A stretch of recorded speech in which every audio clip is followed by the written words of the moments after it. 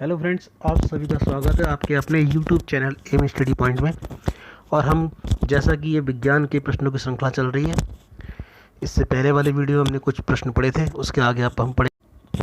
ये सभी प्रश्न बीईओ के साथ साथ आपकी अन्य परीक्षाओं जैसे यूपी टेट, सी टेट आदि परीक्षाओं के लिए भी उपयोगी हैं। और अन्य परीक्षाएं जिनमें भी विज्ञान एक विषय के रूप में सम्मिलित होता है, उन सभी में यह बहुत उपयोगी है। तो आप वीडियो को पूरा देखें। आइए शुरू करते हैं। पहला प्रश्न है, वसा को पचाने के लिए पित्त की आवश्यकता होती है, यह शरीर के किस अंग से स्रावित होता है? तो पित्त जो है वो शरीर के किस अंग से स्रावित होता है? तो हमें देखना है। मैं आंसर में ऑप्शन दे रखे हैं, यकृत, अग्नाशय, पित्ताशय और आमाशय। तो आपको लिख रहा है कि पित्ताशय, तो पित्ताशय से आपको हो सकता है कि ऐसा लगे कि ये पित्ताशय से ही जो है पित्त स्रावित होता है, लेकिन पित्ताशय से पित्त स्रावित नहीं होता है।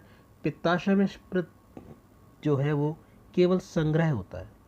तो पित्त जो है, पित्तरस कहाँ से निकलता है? पित्तरस जो है वो यकृत से निकलता है। कहाँ निकलता है? यकृत से स्रावित होता है। तो हमारा आंसर हो जाएगा ए।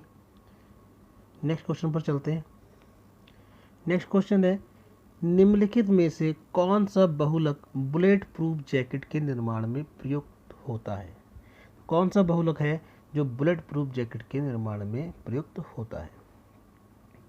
चार ऑप्शन दिए हैं, नायलॉन, रेयॉन, केवलॉर और ड्रेकॉन।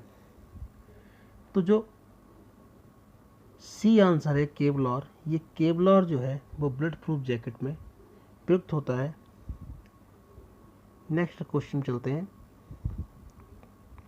नेक्स्ट क्वेश्चन है, जब किसी धातु को गर्म करते हैं तो उसका घनत्व क्या होता है? उसके घनत्व में क्या परिवर्तन होता है?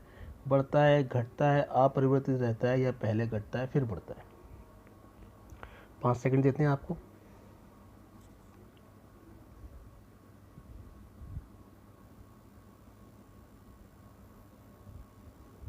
देखो, जब हम किसी धातु को गर्म करते हैं तो उसके आयतन में प्रसार होता है, उसका आयतन बढ़ जाता है, ठीक, जिसके कारण क्या होता है कि उसका घनत्व घटता है।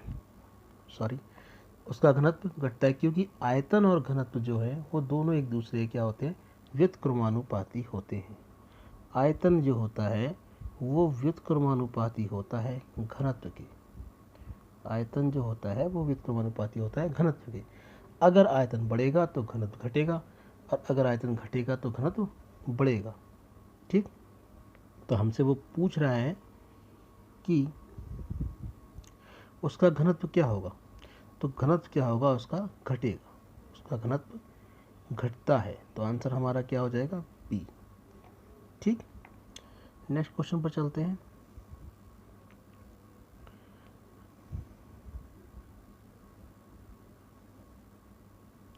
नेक्स्ट क्वेश्चन है क्वेश्चन नंबर 19, केचुआ कृषि के उत्पादन में वृद्धि करता है क्योंकि? अब केचुआ जो है आपको सबको पता है कि केचुआ जो होता है किसान का मित्र कहलाता है।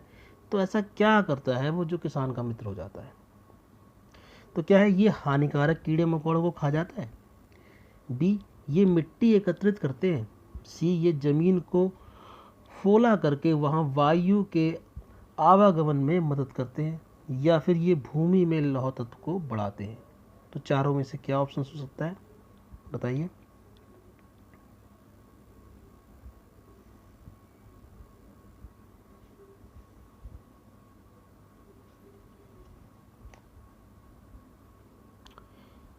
तो जो केचुए होते हैं वो क्या करते हैं, जमीन के अंदर जाते हैं और वहाँ गड्ढा करते हैं, जमीन को फूला कर देते हैं, मतलब उसमें कुछ छेद कर देते हैं, जिससे क्या होता है कि वायु का आवागमन होना शुरू हो जाता है, जिससे कि जो पौधा होता है उसको श्वसन में बहुत अधिक सहायता मिलती है, ठीक है। तो हमारा आंसर जो हो जाएगा वो हो जाएगा सी। क्या हो जाएगा? सी। आइए नेक्स्ट क्वेश्चन चलते हैं। नेक्स्ट क्वेश्चन कह रहा है, एमनिओसेंटिस एक विधि है। एमनिओसेंटिस एक विधि है, क्या विधि है? भ्रूण के लिंग निर्धारण की, अमीनो अम्लों को अलग करने की, गर्भपात करने की, यूरिया उत्सर्जित करने की। इन चारों में से क्या है, बताइए।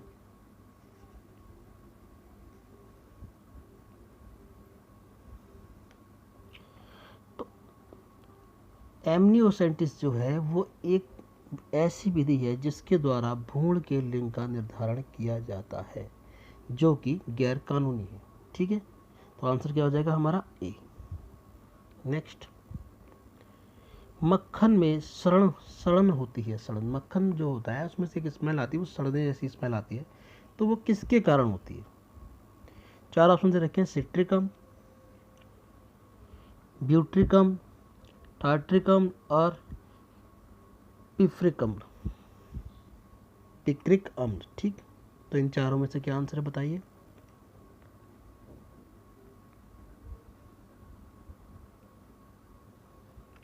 तो मक्खन में जो सड़न होती है वो ब्यूट्रिक अम्ल के कारण होती है, इसे ब्यूटारिक अम्ल भी कहते हैं। तो आंसर हो जाएगा आपका बी। नेक्स्ट क्वेश्चन चल रहे हैं, कह रहा है माइकोराइजा एक सहजीवी संबंध होता है। माइकोराइजा एक सहजीवी संबंध होता है। सहजीवी का मतलब होता है दोनों एक दूसरे पे डिपेंड होते हैं अपनी लाइफ की, जीवन के लिए, उस प्रोसेस के लिए डिपेंड होते हैं। तो ये क्या संबंध होता है और किन के बीच होता है? ए कह रहा है शैवाल तथा कवक के बीच, बी शैवाल उच्च पौधों के तनों के बीच, सी कवक तथा उच्च पौधों की जड़ों के बीच, तथा डी उच्च तथा निम्न पौधों के बीच।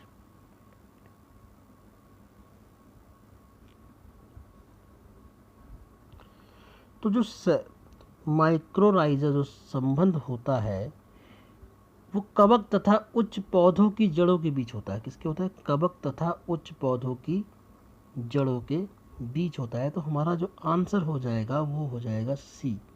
आंसर क्या हो जाएगा? सी। नेक्स्ट क्वेश्चन पर चलते हैं। सॉरी, प्राकृतिक रबड़ को ज़्यादा मजबूत और उछलने वाला बनाने के लिए उनमें कौन सा पदार्थ मिलाया जाता है? प्राकृतिक रबड़ को ज़्यादा मजबूत और उछलने वाला बनाए जाने के लिए उनमें कौन सा पदार्थ मिलाया जाता है? आंसर दे रखे हैं, सल्फ्यूरिक, स्पंज, गंधक या क्लोरीन।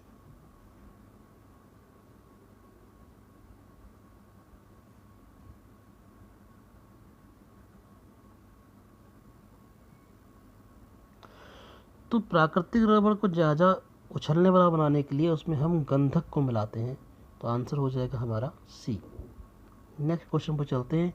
गन्ने के रस के किण्वन के दौरान बनने वाला मुख्य यौगिक है। गन्ने के रस का जब किण्वन किया जाता है तो उस समय जो मुख्य यौगिक होता है वो क्या बनता है? तो उस समय जो मुख्य यौगिक बनता है वो होता है एथिल एल्कोहल। एथिल एल्कोहल, इसके लिए इसमें यीस्ट को मिलाया जाता है। नेक्स्ट क्वेश्चन पर चलते हैं।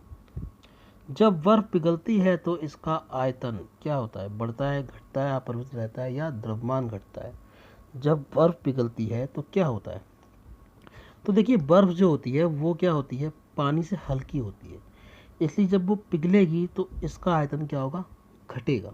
क्या होगा? आयतन घटेगा। तो हमारा आंसर क्या हो जाएगा? बी। ऑप्शन बी आंसर क्या हो जाएगा? घटेगा। नेक्स्ट पर चलते हैं।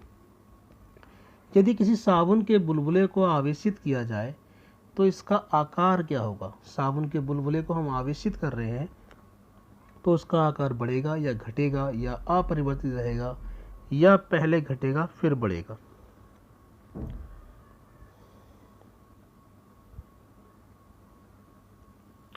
जब हम किसी साबुन के बुलबुले को आवेशित करते हैं तो उसकी ऊर्जा घटती है, तो उसके कारण क्या होता है कि उसका आकार जो होता है वो बढ़ता है। आकार क्या होता है? उसका बढ़ता है। तो हमारा आंसर जो हो जाएगा बी हो जाएगा। नेक्स्ट क्वेश्चन पर चलते हैं। प्लास्टर ऑफ पेरिस प्राप्त किया जाता है। प्लास्टर ऑफ पेरिस जो है किससे प्राप्त किया जाता है? ये सभी को पता होगा। प्लास्टर ऑफ पेरिस जो है वो जिप्सम से प्राप्त किया जाता है। किससे? जिप्सम से। और जिप्सम का रासायनिक सूत्र क्या होता है हमारे पास? रासायनिक सूत्र होता है CaSO4, ये 4 है, dot 2H2O। CaSO4 calcium sulphate और 2 अणु हैं जल के, CaSO4.2H2O। ये जिप्सम का रासायनिक सूत्र होता है। तो इसका आंसर हो जाएगा बी, जिप्सम से। इसी के साथ हमारे आज के प्रश्न समाप्त होते हैं। आप सभी से अनुरोध है कि यदि आपको ये श्रृंखला पसंद आ रही हो तो हमारे चैनल को लाइक और सब्सक्राइब कीजिए। आगे वाले नेक्स्ट वीडियो में हम और भी प्रश्नों को लेके आएंगे जो कि आपके लिए बहुत महत्वपूर्ण होंगे। तब तक के लिए धन्यवाद।